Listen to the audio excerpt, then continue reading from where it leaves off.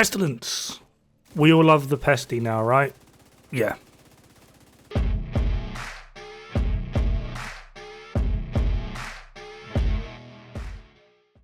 So, I'm back to Pestilence testing, and I kind of hate it, but I also kind of love it, because the build that I posted like 8 months ago is kind of still the go-to.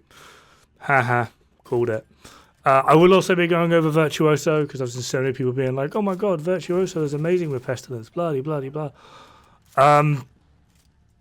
Yeah, well, we're about to see how not amazing it is. You would probably be better off just running high-end improvised, and you'll get more.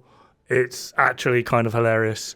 So yeah, the main 3 builds, they're all very unicorn heavy, fair warning. But the main 3 builds are Backbone, Regnbue Chest, Contractors, Foxes, Regnbue Holster, Coyote's Mask. All 3 Regnbue pieces are unicorn, so enjoy that. Especially the chest, that is pretty tough to get. We then have the Sacrifice variant, where we have Regnbue Knees and Holster, Backbone, the Sacrifice Chest, Contractor's Gloves, and then Coyote's Mask. And then finally, we have the Cheska variant, which is obviously a Cheska piece. This can be Mask, Holster, or Chest, depending on what pieces you get. So this one's a bit more flexible. But obviously, again, 3-piece Regnbue, incorporating the Backbone, Fox's Prayer, Contractor's Gloves.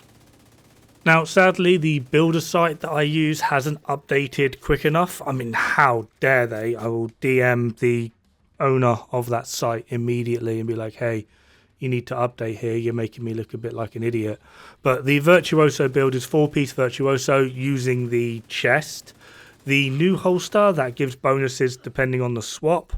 And then, obviously, the unicorn Backbone. So, either way, you're not getting out of farming that unicorn Backbone. Good luck. Now, when it comes to showing the DPS, I'm going to be doing this in a slightly different way. It's going to look very similar, but underneath where you can see test base, so you've got like Pesty 1, which is build 1, 3-piece Regnbue, Coyote's Mask, AWD, Spec, and Weapon on the top far left, test base, and underneath it says tick. So I've calculated the tick damage. The reason this is important is the tick happens once per second, which means it will be incorporated into our DPS calculation. However, the bit underneath, where it says body non-crit, body crit, head no crit, head crit, is just pure bullet DPS. And then the bit underneath that, where it's 9.669, 193, 100%, that's both your bullet damage and the tick at max. So that's like your average DPS with maximum tick across the whole thing. So I've got to go over basically the tick individually, the weapon DPS individually, and then both combined. So it's going to be a little bit more long-winded. I'm going to try and keep it as entertaining as possible. Hopefully, if I'm loud enough, my wife will come down and punch me in the head and you can all laugh at that. So first off, let's get the big 3 out of the way with the 3 Regnbue pieces. This is what the builds look like in a calculator. They're in the same order that I showed. 3-piece Regnbue with Coyotes, the one with PGC, and then the one with Cheska.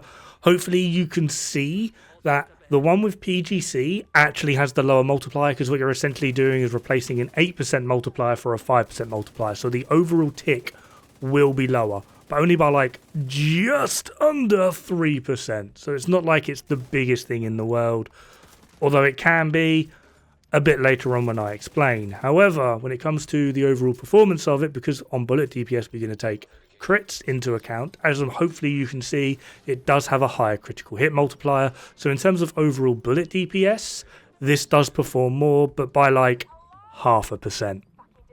Yay. How does this translate with everything thrown together? In the same order at the top, with the 100% in red, is 3-piece Regnbue Coyote's Mask.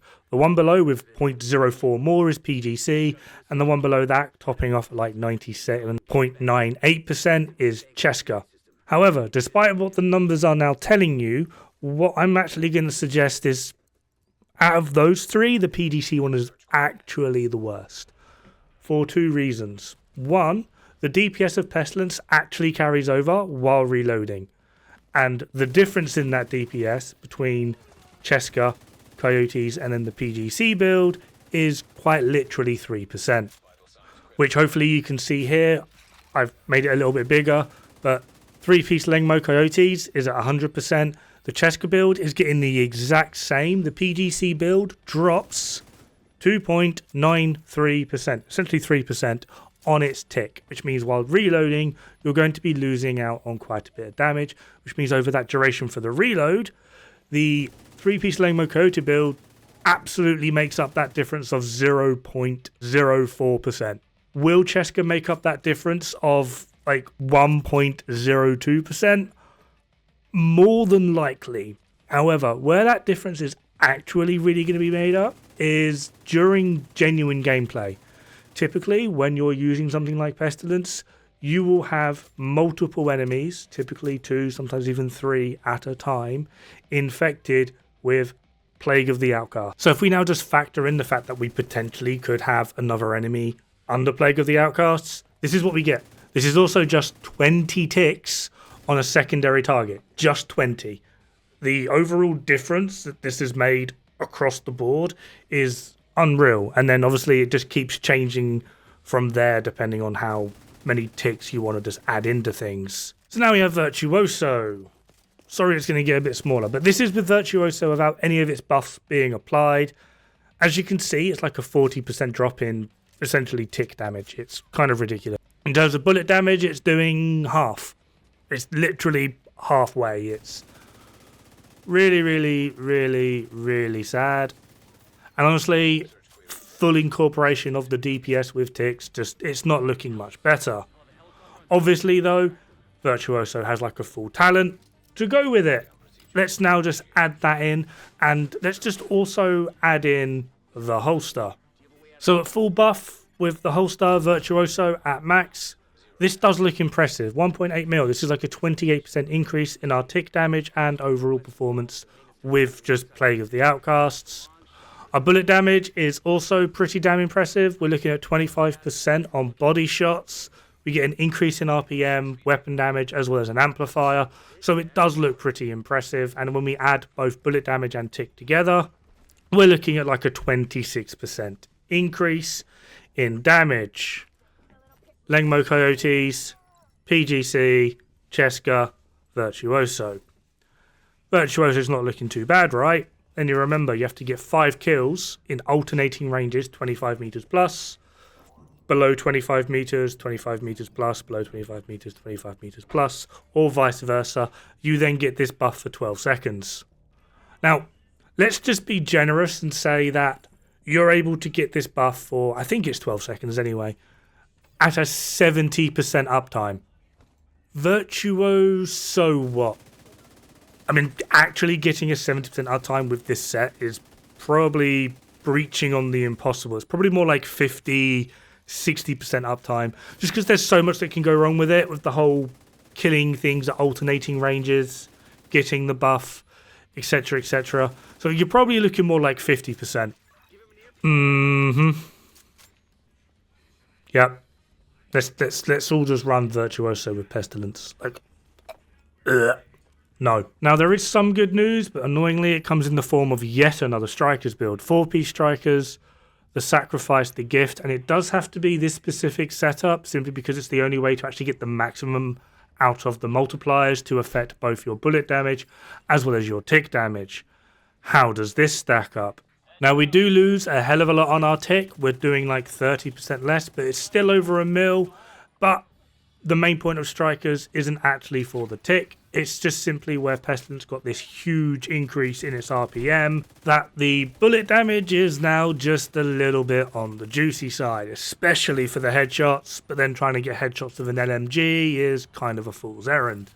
Let's add both of these together and see what we get. Now, surprisingly, overall, for a Striker build, only getting 13% more than a high end actually isn't that impressive. But in general, Strikers, PGC, along with The Gift is like the strongest overall Pestilence build.